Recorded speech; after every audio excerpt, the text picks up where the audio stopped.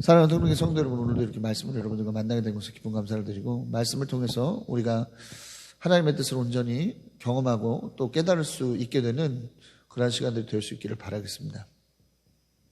자, 오늘은 신명기 29장의 말씀입니다. 오늘은 신명기 29장 말씀은 30장, 신명기 30장 말씀과 더불어서 모압 땅에서 세우신 언약, 즉 모압 언약이라고 하는 이름으로 불리우는 그러한 기록들이 담겨져 있습니다. 지금까지 모세는 하나님께서 출애굽기 19장에서 25장에서 기록된 호렙산 언약을 바탕으로 한 이야기들을 계속적으로 했어요. 예. 그러면서 29장 1절에서는 모압 땅에서 세우신 언약, 바로 이 모압 언약이 새롭게 등장하는 것을 볼 수가 있습니다. 예. 뭔가 새로운 것이 나왔다고 하는 것은 기존에 있었던 것들을 파괴하고 기존에 있었던 뭔가 어떤 생각들을 그쵸? 대체하는 그러한 부분이라고 생각하기 쉬운데 조금 다른 의미로 하나님께서 우리 가운데 이 모압 이스라엘 백성들과 우리 가운데 이 모압 언약을 주신 것을 볼 수가 있어요. 깊이 한번 들어가서 이 모압 언약의 의미들을 좀 한번 살펴보고 또 이것이 우리 가운데 어떠한 신앙적 도전을 주는가, 의미를 주는가를 한번 살펴보도록 하겠습니다. 자, 단락으로 들어가죠. 첫 번째 단락입니다. 1절, 모압 땅에서 세우신 언약입니다. 모압 땅에서 세우신 언약. 자, 오늘 말씀을 보면요, 이렇게 써 있습니다. 오늘 기록이 호렙에서 이스라엘 자손과 세우신 언약에 덧붙여서 모압 땅에서 이스라엘과 세우신 언약이다라고 말씀하고 있습니다. 덧붙여서. 자, 그러니까 아까 잠시 설명드렸듯이 하나님께서 호렙산에서 이스라엘 백성들과 맺으신 언약 외에 새롭게 그것을 대체함으로 나온 언약이 바로 모압 언약이라고 하는 것이 아니라 뭐죠? 호렙산의 언약에 덧붙여진 것이 바로 모압 언약이라고 하는 것을 알 수 있죠. 자, 여기서 덧붙였다라고 하는, 덧붙인 말씀이라고 하는 의미를 좀 먼저 생각을 해보겠습니다. 자, 여기서 덧붙였다라고 하는 말씀의 의미는 바드라고 하는 의미를 가지고 있습니다. 바드. 이것은 분리, 부분, 홀로, 무엇 외에라고 하는 의미를 갖고 있는데요. 특별히 이 말씀 속에서는 무엇 외에라고 하는 의미로 사용되어져 있습니다. 이 단어가. 자, 그런데 이 무엇 외에라고 하는 단어는 또 의미가 있어요. 네, 저 부분이라고 하는 의미가 있습니다. 부분. 어떤 것에서 뻗어나간 부분을 의미한다는 것이죠. 뭐 지체, 수족, 뭐 가지와 같은 그러한 의미를 가지고 있는 것을 볼 수가 있습니다. 그러니까 이게 뭐예요? 호렙산이라고 하는 언약에서 뻗어져 나간 언약이 바로 모압 땅에서 세우신 이스라엘과의 언약, 모압 언약이라고 하는 것이죠. 예. 그러니까 기존에 있었던 호렙산 언약을 깨고 새롭게 나오는, 대체해서 나오는 언약이 아니라 그 바탕 위에 세워진 언약이 바로 이 모압 언약이라고 하는 것을 알 수가 있는 것입니다.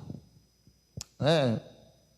여러분, 하나님은 하나님의 약속을 하나님께서 이미 세우신 토대 위에서 새롭게 나가십니다.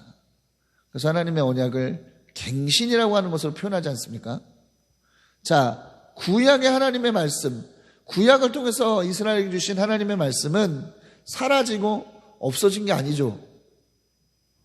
신약의 예수 그리스도의 사역을 통해서 어떻게 됩니까? 이루어짐으로써 새롭게 됐어요. 갱신이 된 것이죠. 구 언약이 이루어짐으로써 어떻게 됩니까? 새 언약으로 자연스럽게 갱신이 된 거예요. 율법에서 뭐로요? 믿음으로. 네, 물론 구약을 관통하고 있는 키워드가 율법만 있는 것은 아닙니다. 그렇죠? 율법을 철저하게 지키는 자들에게 주어진 하나님 나라의 약속에서 뭘로 바뀌어졌어요? 예수 그리스도를 믿는 믿음으로써 믿는 자들에게 주어진 하나님의 나라에 대한 약속으로 바뀌어졌죠. 그리고 뭐예요? 보이는 땅 가나안을 향한 하나님의 약속에서 뭡니까? 보이지 않는 사명 중심으로 한 땅의 약속으로 전환이 되는 것을 볼 수가 있어요. 예. 그렇다고 해서 이 두 개, 신약과 구약이 별개는 아니라는 것이죠. 신약만 우리는 인정하고 구약은 버리자, 이게 아니라는 거예요. 그죠? 신약적, 구약적 배경과 바탕 속에서 신약이 나온 것이기 때문에 우리가 예수 그리스도의 말씀, 신약적인 사상을 잘 이해하기 위해서는 반드시 뭐가 필요해요? 구약을 제대로 이해할 수 있는 눈이 필요하고 구약을 제대로 볼 수 있는 안목이 필요한 거예요. 이게 제대로 되지 않으면 예수 그리스도의 말씀을 우리는 온전히 이해할 수 없는 겁니다. 그러니까 두 개는 별개가 아니라 마치 뭐죠? 호렙산 언약 위에 모압 언약이 덧붙여진 것처럼 그러한 관점에서 신약과 구약을 이해해야만 합니다. 또 신학도 마찬가지입니다. 신학이라고 하는 것은 시대에 따라서, 시대의 필요에 따라서 언제나 변화돼 왔어요. 네. 칼빈이 절대적이고, 웨슬레가 절대적이고, 쯔빙글리가 절대적이고, 조나단 에드워드가 절대적이고, 그런 게 아니라는 거예요. 네. 과거에, 그죠? 과거의 교부의 시대들부터, 그죠? 사도와 교부의 시대로부터 또 종교개혁 시대의 여러 종교개혁자들, 그리고 칼바르트를 위시로 한 보네퍼나 여러 후기개혁 시대에 나온 수많은 신학자들의 이야기도 마찬가지라는 겁니다. 그들의 시대에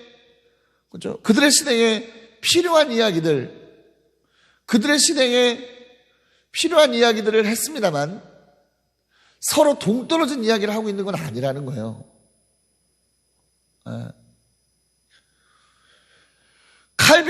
칼빈과 웨슬레가 적대적인 위치에 있는 게 아니라는 거예요. 한마디로 말하면 또 칼빈과 루터가 적대적인 위치에 있는 게 아니라는 거예요. 서로 구분되어 있는 게 아니라는 거예요. 너는 맞고 너는 틀렸다, 이런 관계가 아니라는 겁니다. 네. 시대의 필요에 맞는, 그렇죠? 시대의 필요에 따른 그들은 말씀을 전했고 교리를 세웠고 그것을 통해서 많은 사람들이 변화될 수 있는 그런 가능성을 만들었죠. 하지만 기존에 우리 교회가 고백해왔던 고백적 바탕 위에 그들의 어떤 신학들이 세워져 나간 것이지, 기존에 있었던 것은 전부 다 무시되고 전혀 새로운 무언가를 세워낸 것은 아니다라는 것을 우리는 알아야만 합니다. 그게 왜 중요하냐? 이러한 사실을 인정해야만 루터의 가르침 아래 있는 교회든, 칼빈의 가르침 아래 있는 교회든, 웨슬레의 가르침 안에 있는 교회든 서로 적대적 관계가 아니라 협력의 관계, 한 몸의 관계, 지체의 관계를 이룰 수 있는 거예요. 제가 어디 모임을 갔는데 제가 감리교 목사라고 하니까 거기는 약간 좀 이렇게 장로교 쪽 목사님들, 침례교 쪽 목사님들이 계셨는데 웨슬레가 이단이 아니냐, 감리교가 이단이 아니냐, 이런 얘기를 내 앞에서 서슴없이 하더라고요. 그래서 내가 그냥 웃고 말았습니다. 아유, 민망하니까 그만하시죠. 내가 웃고 말았는데 어떻게 이런 이야기를 할 수 있습니까? 어떻게 이런 이야기를 할 수 있죠? 어떻게 루터와 칼빈과 웨슬리를 적대적으로 볼 수 있고 서로를 향해서 틀렸다는 말을 서슴없이 할 수 있냐, 이 말이에요. 어떤 신학이 하나님 아래서 완전할 수 있어요? 불가능한 겁니다. 신학은 완전할 수 없어요. 그래서 신학이라고 하는 것을 우리가 맹신하면 안 되는 것입니다. 신학은 어느 선까지만 성경을 볼 수 있는 명확한 눈을 우리 가운데 줄 수 있는 정도까지만 우리가 이해하면 되는 거예요. 특정 신학에 너무 심취해서 상대방을 비난하고 비판하고 깎아내리는 그런 어리석음에 빠지면 안 되는 것입니다. 왜요? 모압 언약이 호렙산 언약이라고 하는 바탕 위에 세워졌듯이 신학이라고 하는 것도 독자적으로 나온 것이 아니라 지금까지 다 잘못 믿고 자기들만 새롭게 잘 믿었다, 이거 바탕 속에서 나온 것이 아니라 과거부터 교회가 고백했던 본질을 회복해가는 과정이었다는 것을 이해하면, 본질을 회복해가는 과정이었다, 새롭게 나온 것이 아니라 본질을 회복해가는 과정이었다고 이해한다면 이런 파괴적이고 폭력적인 생각은 할 수가 없는 거예요.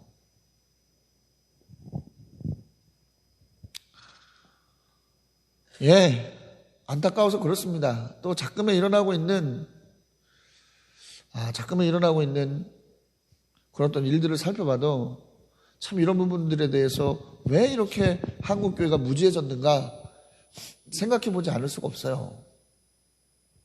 저 어릴 때만 해도 너 어디 다니니? 너 장로교 다니니? 너 감리교 다니니? 야, 감리교는 2단이란다. 웨슬리 2단이란다. WCC 2단이란다. 이러지 않았거든. 아, 그래. 감리교 다니는구나. 꼭 예수 믿고 예수 끝까지 잘 믿고 천국 가라? 격려해줬지. 야, 그 감리교 WCC 2단인데? WCC 2단인데 가지 마. 이런 얘기는 안 했다는 거예요.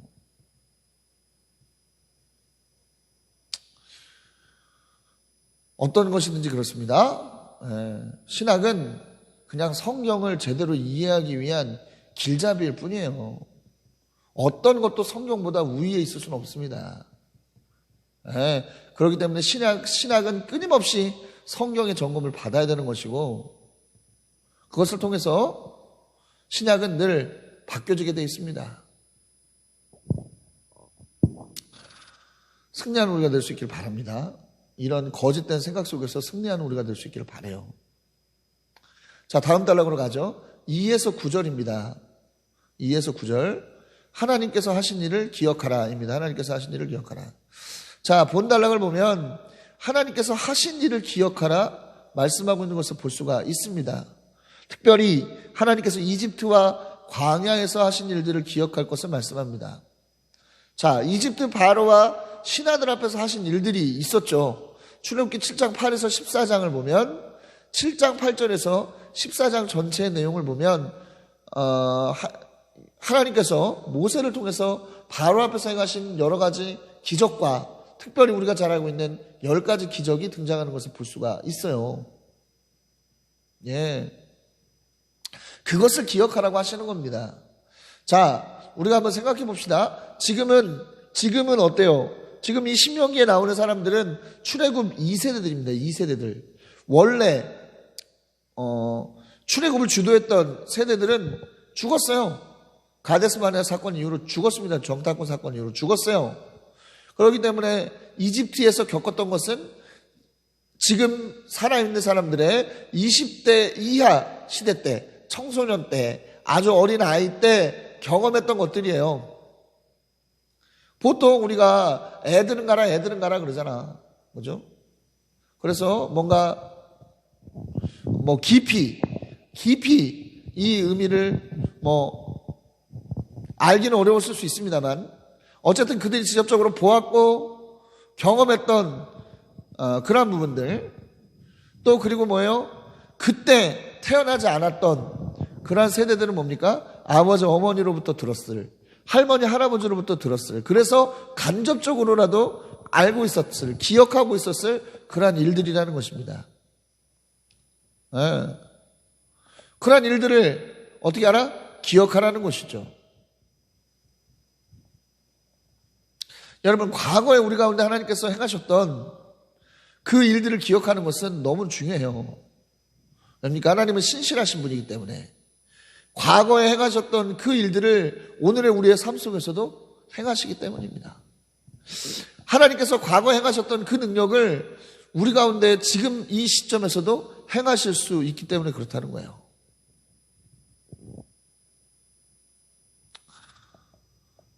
하나님의 능력은 변하지 않습니다. 우리의 생각, 우리의 마음이 변한 것이지. 승리한 여러분 되시기 바라요. 아무튼 또 뭘 기억하라고 말씀합니까? 40년의 광야 생활 중에서 옷이 해지지 않고 신이 닳지 않았던 것을 기억하라고 말씀하고 있습니다. 그렇죠? 40년간 광야 생활을 했는데 늘 걸어 다녔는데 옷이 해지고 신이 닳는, 그럴 수밖에 없겠죠. 걸어 다녀봐. 40년 동안 바깥에 막 이렇게 바깥에 막 걸어 다녀 보세요. 모골이 좀 몰골이 어떻게 될지. 하지만 하나님께서 어떻게 하셨다? 지켜주셨다. 그죠? 또 이런 말씀을 하십니다. 먹고 싶은 것이 아니라 빵이나 독주같이 인간들이 기호식품으로서 먹고 싶은 것이 아니라 하나님께서는 필요한 것을 주셔서 하나님임을 알게 하셨다 말씀하고 있는데, 여기서 필요한 것이란 것은 뭘 말하고 있는 거예요? 만나를 말하는 것이죠. 만나. 출애굽기 16장 1에서 35절, 또 신명기 8장 2절에서 3절에 나오는 만나를 말합니다. 만나. 그런데 만나가 왜 그들에게 필요했느냐? 우리가 지난번 설교 때 한번 살펴본 바가 있습니다만, 신명기 8장 2에서 3절을 보면 사람이 떡이 아닌 하나님의 말씀으로 살아가는 것을 알려주시기 위한 것이었기 때문에, 또 만나를 통해서 두 번째 단련과 시험을 하셔서 하나님의 백성다운 모습을 갖출 수 있도록 하시기 위해서 필요한 것을 주셨다라고 말씀하고 있는 것을 볼 수가 있습니다. 뭐예요? 하나님께서는 40년의 광야의 세월 동안 이들의 필요를 공급하셨을 뿐만 아니라 이것을 통해서 그들을 하나님의 백성답게 훈련하셨다. 그것을 기억하라 말씀하고 있는 거예요. 또 뭘 기억하라고 말합니까? 바산왕 옥과 헤스본 왕 시온을 무찌르고 그 땅을 점령해서 갓 지파, 르우벤 지파, 므낫세 반 지파가 나누어 가진 것을 기억하라고 말합니다. 그들에게 주어진 영토가 확장되는 것을 기억하라고 말씀하고 있는 거예요.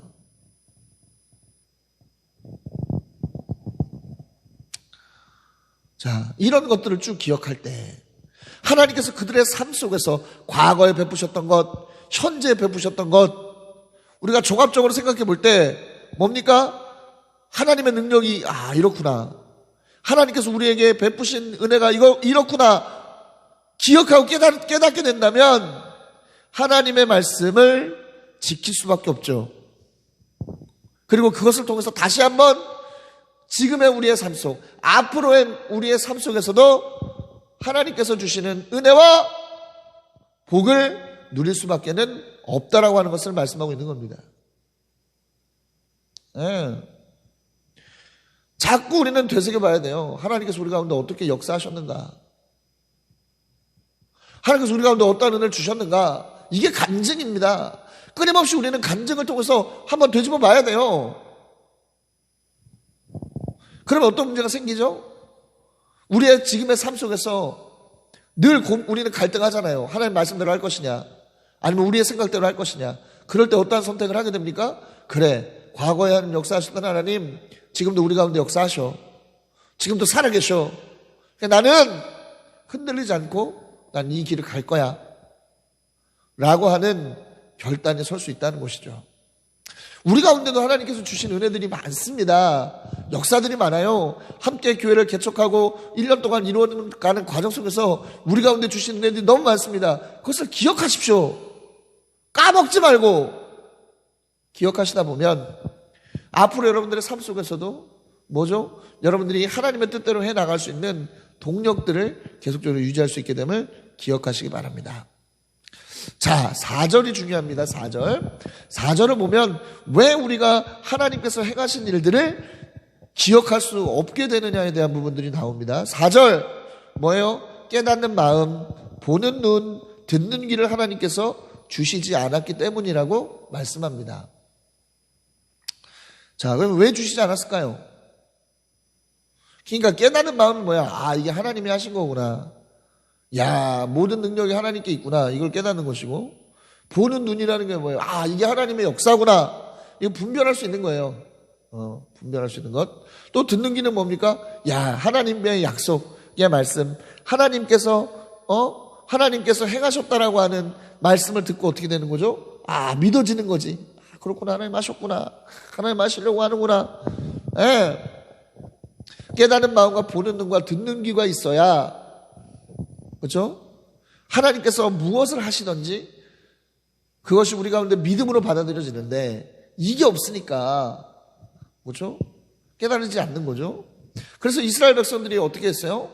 계속적으로 광야에서 뭐합니까? 불평하고 하나님 원망하고 그러다가 불뱀에도 물리고 역병도 생기고 많은 일들을 경험했던 거 아니겠어요? 근데 하나님께서는 왜 이들에게 이런 깨닫는 마음과 보는 눈과 듣는 귀를 주시지 않았을까? 이해가 좀 안 되죠? 자, 8절을 보면, 누가복음 8장을 보면 예수님께서 말씀을 가르치시면서 비유로 말씀을 전하신 것을 볼 수 있어요. 그러시면서 예수님께서 비유로만 말씀을 전하신 이유에 대해서 이렇게 말씀하십니다.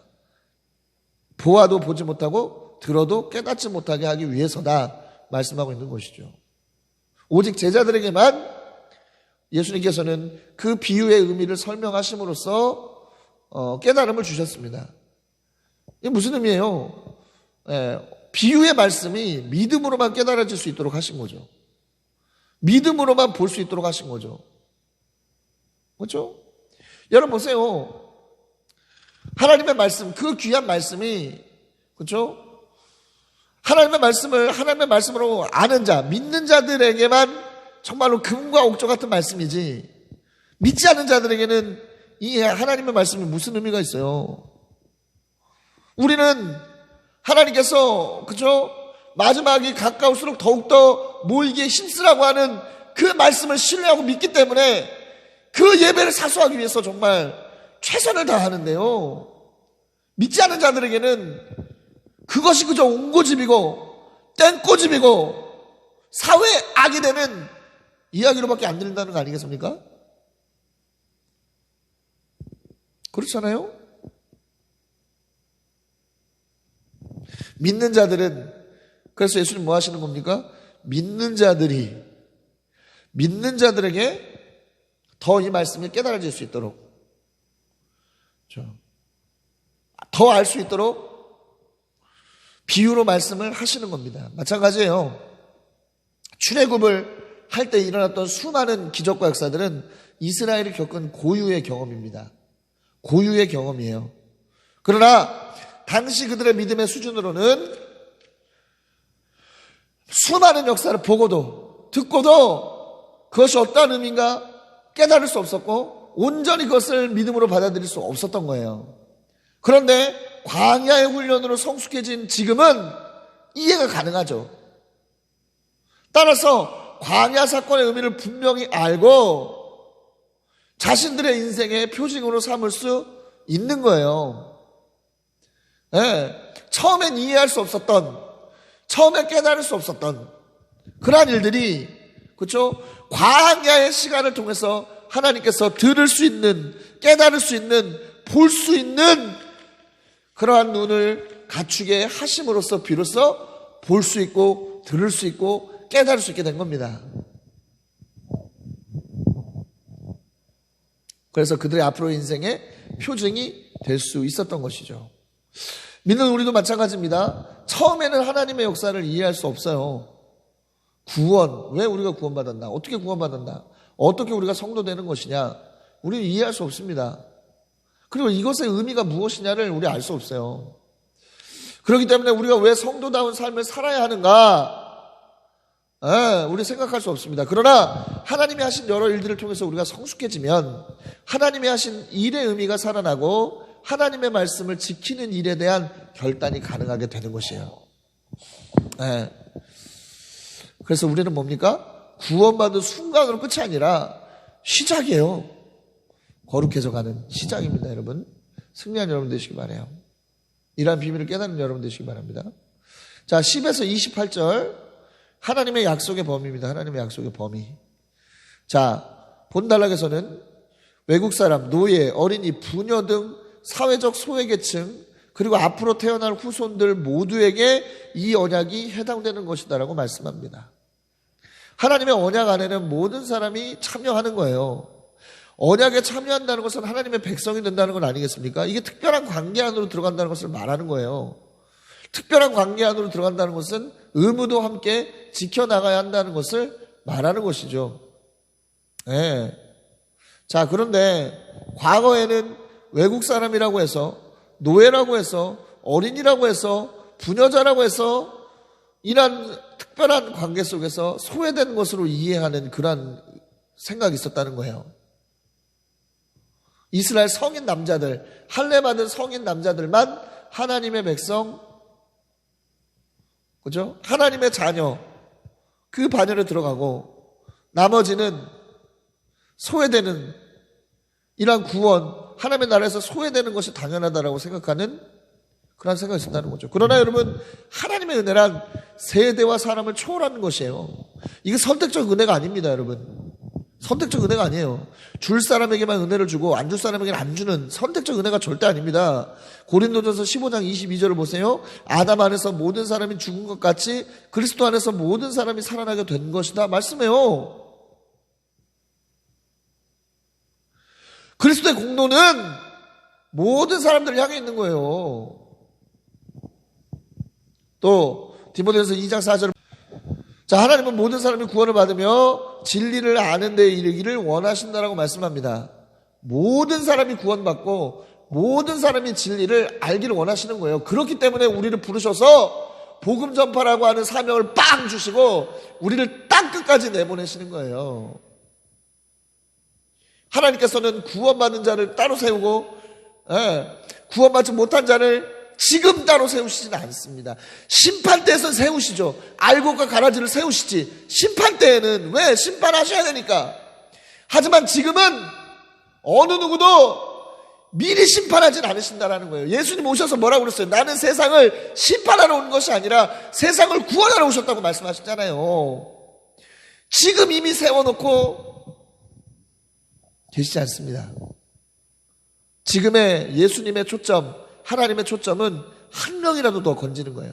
한 명이라도 더 살리는 거예요. 그래서 모든 사람들이 예수 그리스도의 복음을 듣고 새로운 생명을 얻는 그러한 삶을 누리기를 원하시는 거예요. 이러한 하나님의 마음을 이해하시는 여러분들 되시기 바랍니다. 자, 또 하나님의 백성이 되면 이전의 삶을 기억하면서 우상을 멀리해야 된다고 말합니다. 우상을 숭배하고 하나님의 말씀을 지키지 않는 것은 쓴 열매를 맺는 뿌리가 되는 것이다라고 말하고 있어요. 쓴 열매. 썩은 열매 맺으면 그 쓰잖아요. 그렇죠? 자, 이런 사람들은 자기를 달래며, 이건 뭐야? 합리화한다는 얘기입니다. 합리화하고 내 고집대로 해도 만사가 형통할 것이다. 하나님의 주인 되심을 거부하는 삶을 살아가는 그런 사람들이라고 말해요. 그런데 중요한 것은 뭡니까? 이러한 사람들은 용서받지 못한다는 겁니다. 분노와 질투의 불을 하나님께서 퍼부을 것이라고 말씀해요. 무서운 말씀이죠. 이 책에 기록된 모든 저주, 28장에서 살펴봤던 그 모든 저주를 내리셔서 하늘 아래서 이름을 지우실 것이다라고 말씀합니다. 얼마나 맹렬한 심판을 받으면 후손과 외국인들이 그들이 당한 재앙과 질병을 보고 아니 왜 이렇게 하나님 하셨나? 묻게 될 것이라고 말씀해요. 그러면 뭐라고 답할 것이다? 야, 얘들이 하나님을 버리고 언약을 버리고 우상을 섬겼기 때문이야. 무서운 말씀이죠. 다른 나라로 보내실 것이다. 그래서 그것이 징표가 될 것이다 라고 하는 말을 또 덧붙여요. 여러분, 하나님의 뜻대로 살지 않는 자들은 하나님 그대로 두시지 않습니다. 왜? 물들이기 때문에. 우리의 나쁜 마음, 우리의 마음 안에 온전히 하나님의 주인 되심을 인정하지 않는 영역을 그렇기 때문에 우리는 도려내야 돼요. 그 작은 마음이 온 우리의 마음을 병들게 하고 물들게 합니다. 갈라디아서 5장 9절 적은 누룩이 반죽 전체를 부풀게 하는 것과 같이. 자, 이것이 그래서 공동체 안에 7이라고 하는 것을 필요하게 만드는 이유이기도 하죠. 공동체 안에서 죄짓게 하는 요소가 되는 성도들은 성경 뭐라고 말합니까? 지도해야 되고 권면해야 되고 심한 경우엔 치리해야만 합니다. 고린도전서 5장 9에서 11절을 보면 아주 치리에 대한 강력한 사도 바울의 이야기가 나오는 것을 볼 수가 있어요. 그렇게 함으로써 공동체의 순수성을 지켜나가는 것이죠. 그러나 그 전에 먼저 뭘 해야 돼? 지도하고 권면하는 것은 충분히 해야 되겠죠.